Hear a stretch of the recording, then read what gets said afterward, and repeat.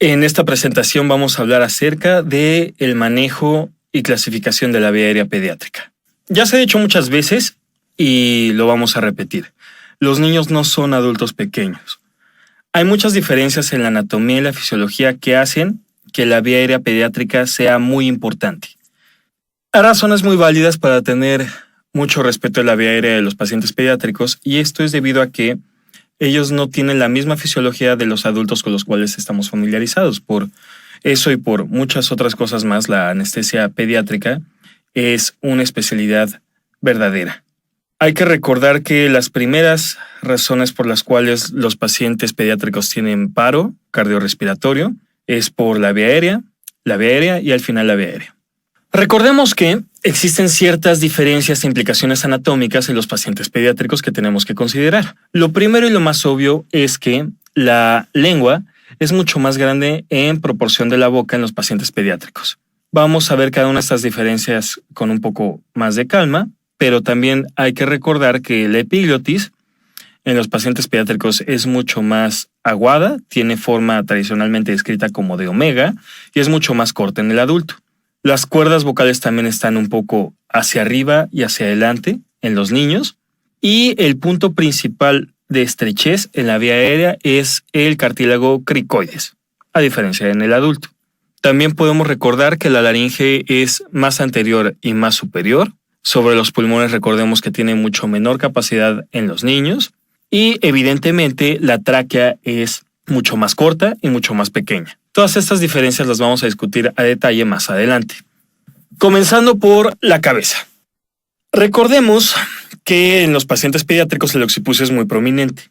Ellos automáticamente se puede decir que se encuentran en posición de olfateo. Debido a esto, se debe de adecuar la posición usando algo para mantener la posición neutra. Usualmente, cuando son menores a 2 años, se coloca un objeto, ya sea toallas, almohadas, etc., debajo de los hombros del paciente, como vamos a ver en la siguiente diapositiva. Aquí podemos ver este dibujo en el cual se ejemplifica que la cabeza del occipucio de los niños es más prominente, y por eso se recomienda usar algún tipo de soporte debajo de los hombros para poder mantener la vía aérea alineada. Es también preferible que a los pacientes menores a 2 años se prefiere la vía aérea de una manera neutra en vez de hiperextender, porque al momento de que intentamos hiperextender al paciente, obstruimos más la visibilidad de la vía aérea. Continuando con las consideraciones anatómicas del paciente, podemos notar que la nariz, evidentemente los pasajes nasales son mucho más estrechos. Ya habíamos mencionado que la lengua es mucho más grande en relación a la boca del paciente. Al perderse el tono muscular se obstruye más fácilmente que en el adulto, y también recordemos que los pacientes pediátricos tienen una probabilidad de dientes flojos. La recomendación es que si el paciente tiene dientes flojos y se puedan retirar, se retiren en el momento para evitar algún problema posterior. La epiglotis, como habíamos comentado, está larga y doblada en forma de omega. La laringe se encuentra en el infante en C1 a C3 y en el adulto en C5 a C6. Por eso da la impresión de estar anterior. Las cuerdas vocales son cóncavas y están anguladas, y es altamente cartilaginosa. Esto significa que al momento de hacer una laringoscopía es muy fácil perderse en la forma de las estructuras. Usualmente se va a ver, en vez de los ligamentos blanquecinos en el adulto, se va a ver únicamente una abertura vertical rosada. Aquí podemos ver una comparación de la vía aérea del infante y del adulto. Podemos ver, como habíamos mencionado, que en el paciente pediátrico el punto más estrecho es el cartílago cricoides. Y tradicionalmente se describe la vía aérea pediátrica en forma de embudo, debido a esta zona de estrechez. También se puede apreciar que está un poco más anterior, a diferencia del adulto. Hablando sobre la tráquea, bueno, es evidente. Entre más joven sea el paciente, es más pequeña y más corta. Esto significa que tienen un aumento de resistencia según la ley de Poisson, y al momento de nosotros colocar un tubo endotraqueal dentro del paciente, tenemos que vigilar las fugas. Es aceptable que existan fugas con presión de 15 a 25 centímetros de agua. Es muy fácil también desplazar el tubo endotraqueal debido a que la tráquea es mucho más corta. Al momento de mover la cabeza del paciente, es altamente probable que se desplace 1 centímetro, y eso puede ser suficiente como para que se mueva del sitio que queremos tener nuestro tubo endotraqueal.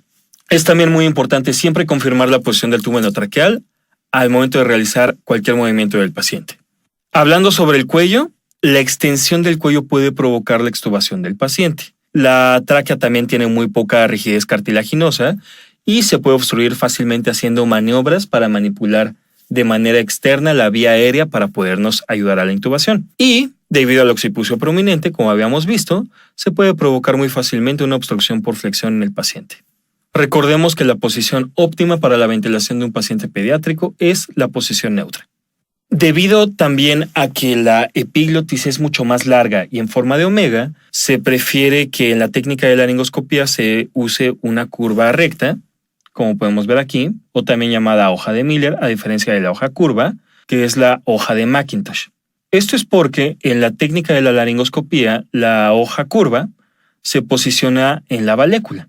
En cambio, en los pacientes pediátricos, por aquello de la epiglotis en forma de omega, se prefiere tomar toda la epiglotis al realizar la laringoscopía con la hoja recta, como podemos ver en estas imágenes. Hay que tener en cuenta que se tiene que mantener un balance entre el aporte y demanda de oxígeno en todos los pacientes. Pero en los pacientes pediátricos es importante recalcar que ellos, debido a que se dedican básicamente a crecer, tienen una alta demanda de oxígeno, siendo la más alta en los primeros 6 meses de vida.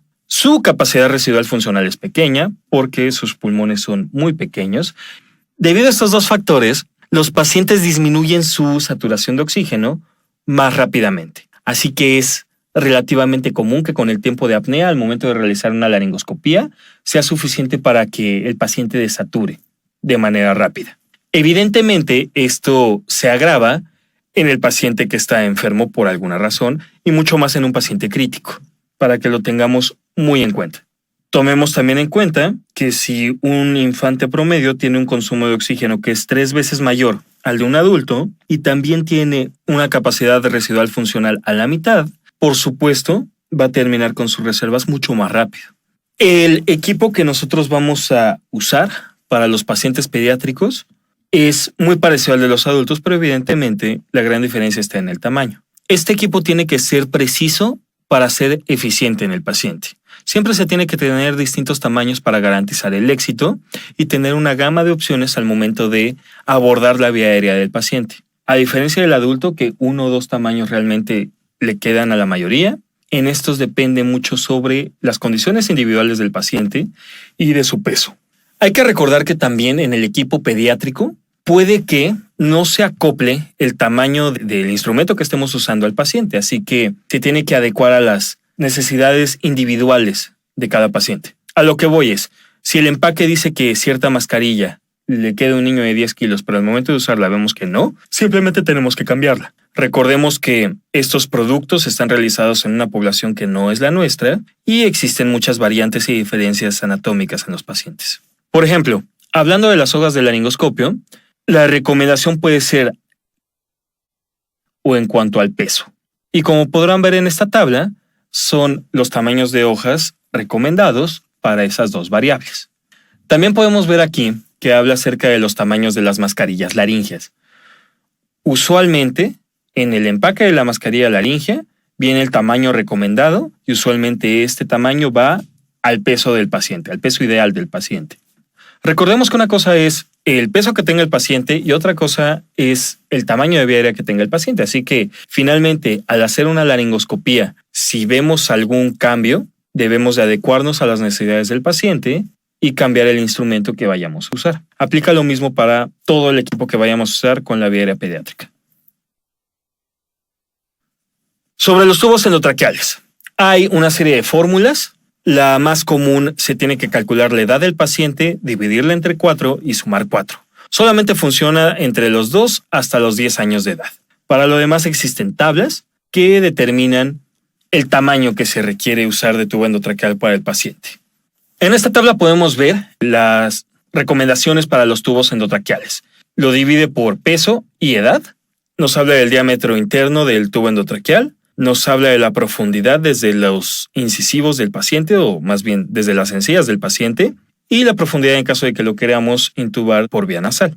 Y aquí viene la fórmula que acabamos de mencionar. Hay algo de debate si se tiene que usar un tubo endotraqueal con o sin globo.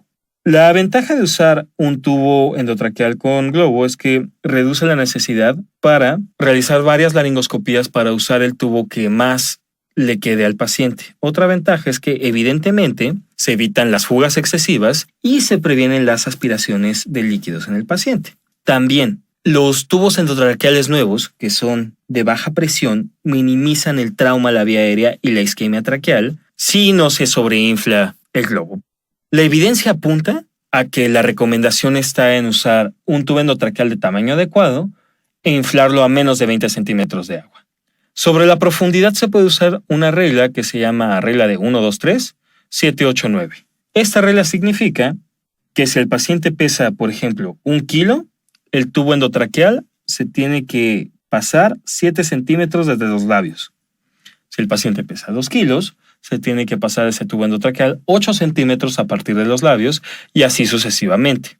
Alternativamente se puede determinar la profundidad con esta fórmula. La profundidad del tubo endotraqueal es el diámetro por 3. También al momento de realizar la laringoscopía, se prefiere que quede 1 a 2 centímetros después de la glotis. Sobre las mascarillas laringeas. Dependiendo del fabricante, todas tienen en el empaque el peso recomendado y el tamaño recomendado, así que no se preocupen con observar la mascarilla laringea. No solamente viene impreso en el empaque, sino que en la misma mascarilla viene el tamaño que es y el peso recomendado y cuánto se tiene que inflar. Así que es sumamente sencillo de usarlas y de calibrar qué tanto se tiene que inflar. En esta tabla, como les había comentado, podemos ver la recomendación en cuanto a la edad del paciente y el tamaño de la mascarilla laringea. Pero, reiterando, dependen las condiciones individuales del paciente. Hay también ciertas consideraciones que queremos hablar acerca de la vía aérea difícil en los niños. Recordemos que según la Sociedad Americana de Anestesiólogos, o la ASA, una vía aérea difícil se define como la situación clínica en el que un anestesiólogo entrenado de manera convencional tiene dificultad para la ventilación o la intubación o ambas. Esto evidentemente se puede presentar en niños. Esta puede ser esperada o no esperada.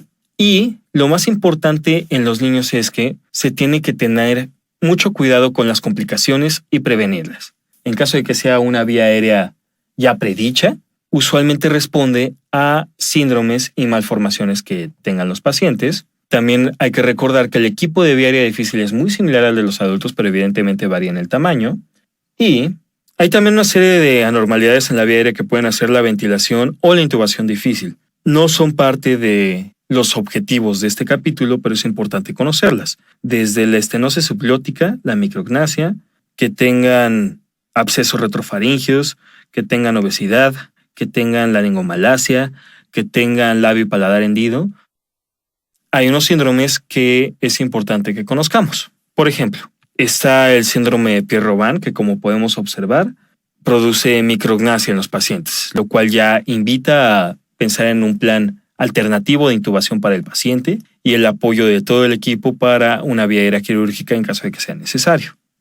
Está también el síndrome de Treacher-Collins, que igual se asocia con micrognasia en los pacientes y es peor en la infancia. También están los pacientes que tienen síndrome de Down. Ellos se caracterizan por tener macroglosia y subluxación atlantoaxial. Así que el hecho de manipular el cuello y la cabeza en los pacientes puede ser complicado. Lo más importante de determinar la vía aérea difícil en los niños cuando es predicha es cuidar las complicaciones que puedan surgir y prevenirlas, alertando a todo el equipo quirúrgico para que tenga un mejor pronóstico el paciente. Existen algoritmos de la Asociación Americana de Anestesiólogos, o ASA, para este tipo de pacientes. Dentro de las complicaciones más comunes en el manejo de la vía aérea en el paciente pediátrico está en primer lugar el trauma. Cualquier tipo de traumatismo que se provoque en la vía aérea por usualmente intentos fallidos de abordaje hace que el resto de intentos se vuelva más complicado. Esto se puede prevenir optimizando las condiciones de intubación antes de la instrumentación de la vía aérea. Y la otra complicación más común es el laringoespasmo, y también es la más temida. Debido a la estimulación del nervio laríngeo superior, esto puede causar un espasmo reversible de los músculos laríngeos y aducción total de las cuerdas vocales, previniendo la entrada de aire en la glotis. Puede ocurrir en cualquier momento, pero especialmente sucede en la inducción o la emergencia de la anestesia, justamente después de la extubación o durante la ventilación con una mascarilla o una mascarilla laringea. Los factores de riesgo que existen para el laringoespasmo son que esté en un plano anestésico muy ligero, la manipulación excesiva de la vía aérea o que el paciente tenga enfermedades infecciosas del tracto respiratorio. El diagnóstico evidentemente es por la incapacidad de poder ventilar al paciente, con todo lo que eso conlleva. Evidentemente no va a tener retorno de capnografía, no va a tener expansión torácica al momento de ventilarlo y, como habíamos mencionado, son pacientes que tienden a desaturar muy rápidamente. El tratamiento está en dar ventilación a presión positiva en el paciente. Si el laringoespasmo no revierte con presión positiva, se va a requerir tratamiento con medicamentos intravenosos. De preferencia, se requiere profundizar el plano anestésico y usar un relajante neuromuscular. Esto se puede asociar con bradicardia e hipotensión en el paciente, así que conviene tener atropina coadministrada en el paciente. La resolución del laringoespasmo es evidente al momento de que se pueda volver a ventilar al paciente. Hay que tener excesivo cuidado al momento de provocar estímulos en el paciente pediátrico debido a que hasta el estímulo más mínimo puede provocar un laringoespasmo. Espero haya sido de su agrado esta charla. Recordemos que, al igual que dijimos al principio, los niños no son adultos pequeños y más si se trata del manejo invasivo de la vía aérea. Nos vemos en la siguiente charla. Gracias.